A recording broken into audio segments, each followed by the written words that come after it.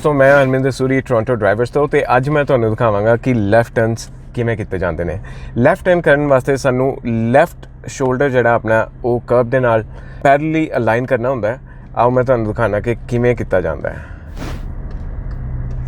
ਇਹ देखो जी मेरा शोल्डर जिहड़ा ऑलमोस्ट अलाइन हो गया कर्व दे नाल, ते यह करना बहुत ज़रूरी है। इन्नी अगे आना बहुत ज़रूरी है एक सही लैफ्ट टर्न करने वास्ते। तो हुण मैं व्हील नूं मोड़ांगा 1.5 सर्कल। मैं तुहानूं दिखावांगा कि व्हील किवें मोड़िया जांदा है। यह देखो जी गड्डी मेरी बिल्कुल राइट साइड च अपनी लेन में आ गई है। तो that was a very smooth left turn. तो हुण मैं तुहानूं दिखाना कि व्हील किवें मोड़िया जांदा है। देखो जी व्हील फड़न वास्ते सानू 9-3 पोजीशन यूज़ करनी होंदी है। 9-3 एज इन कि क्लॉक के हिसाब नाल 9 o'clock हो गया, 3 o'clock हो गया। तो जदों आपां कोई भी टर्न लेना है, यानी कि लैफ्ट टर्न अगर लेना है, तो आपां पहले इस हत्थ नूं 3 o'clock नूं 9 o'clock ते लैके जावांगे, फिर उस तो बाद 12 ते फड़ांगे, फिर 12 नूं 3 ते लैके 9 ते लैके आवांगे। ए देखो वापस 9-3 पोजीशन च अपना हाथ आ गया। तो आपां व्हील इन्ना ही मोड़ना है। आई नो थोड़ा जिहा कन्फ्यूजिंग होएगा तुहाडे वास्ते 9-3-12। तो अगर तुहाडे वास्ते कन्फ्यूजिंग है तो तुसीं इहनूं एवें याद रख सकते हो कि भी तुसी पहले इनू हाफ सर्कल टर्न करना है, उस तो बाद इत्थों फड़ के फिर क्वार्टर सर्कल यानी कि 1/4 तुसी व्हील नू मोड़ना है। बस इन्ना मोड़ के उस तो बाद तुसी व्हील नू छड्ड देना एज इन कि तुसी हल्का जिहा रिलीज़ करना है व्हील नू, ताकि व्हील अपने आप सीधा हो जाए। जदों मैं ड्राइविंग सिखांदा सी मैं अपने स्टूडेंट्स नू कहंदा सी कि व्हील छड्ड दो, तो एवें छड्ड के बह जांदे सी, विच मीनस कि तुहाडा कंट्रोल जिहड़ा है व्हील ते नहीं रहिंदा। So you don't want to do that. तुसी हल्का जिहा अपना ग्रिप जिहड़ा है वो लूज़ करना है, ताकि व्हील तुहाडे हत्थ 'च ही रहे, तुहाडा कंट्रोल रहे व्हील दे उत्ते, ते नाल दे नाल व्हील तुहाडा सीधा हुंदा रहे। Let me show you how. ए देखो जी हुण मैं व्हील छड्ड दित्ता तो व्हील सीधा हो गया। सीधा होके अपने आप व्हील रुक जाएगा।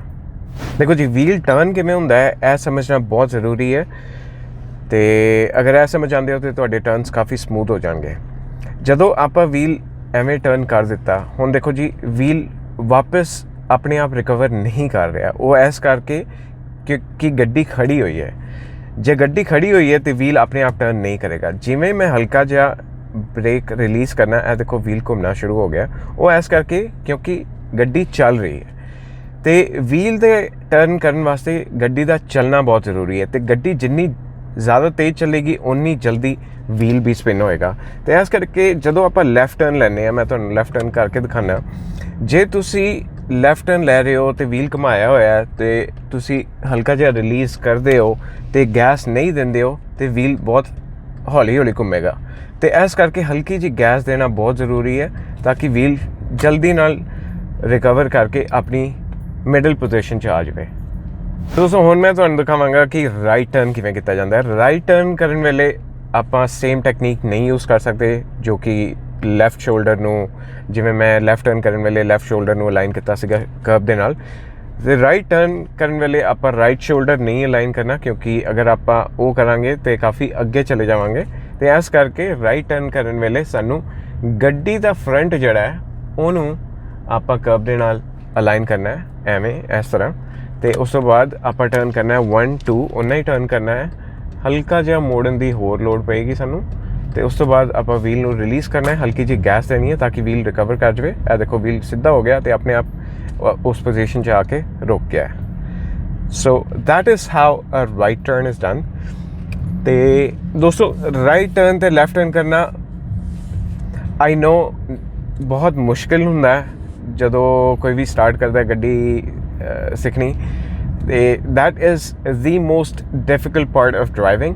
लेकिन अगर तुसी यह टेक्नीक यूज़ करते हो तो तुहाडी टर्नस काफ़ी जल्दी इंप्रूव हो जाएंगे।